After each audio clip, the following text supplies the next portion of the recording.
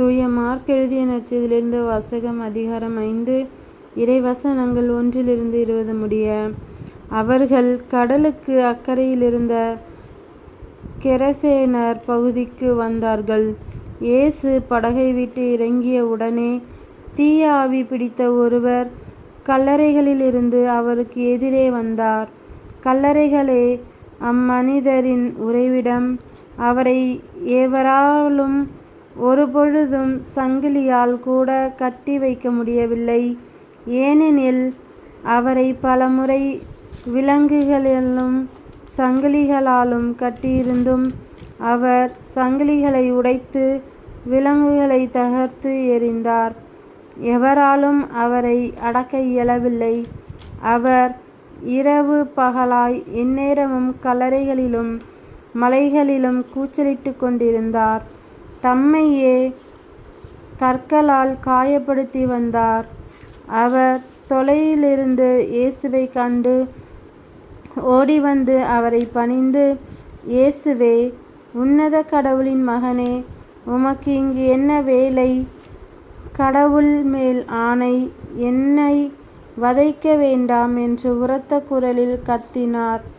ஏனெனில் இயேசு அவரிடம், தீய ஆவியே, இந்த மனிதரை விட்டு போ என்று கேட்க, அவர், என் பெயர் லெகியோன், ஏனெனில் நாங்கள் பலர் என்று சொல்லி அந்த பகுதியிலிருந்து தங்களை அனுப்பிவிட வேண்டுமென்று அவரை வருந்தி வேண்டினார்.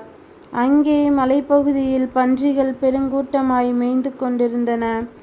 நாங்கள் அப்பன்றிகளுக்குள் புகும்படி எங்களை அங்கே அனுப்பிவிடும் என்று தீய ஆவிகள் அவரை வேண்டின. அவரும் அவற்றுக்கு அனுமதி கொடுத்தார்.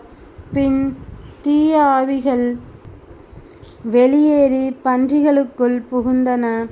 ஏறக்குறைய 2000 பன்றிகள் அடங்கிய அந்த கூட்டம் செங்குத்து பாறையிலிருந்து கடலில் பாய்ந்து விழுந்து மூழ்கியது.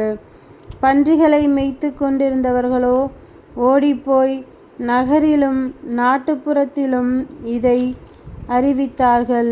நடந்தது என்னவென்று பார்க்க மக்கள் வந்தனர்.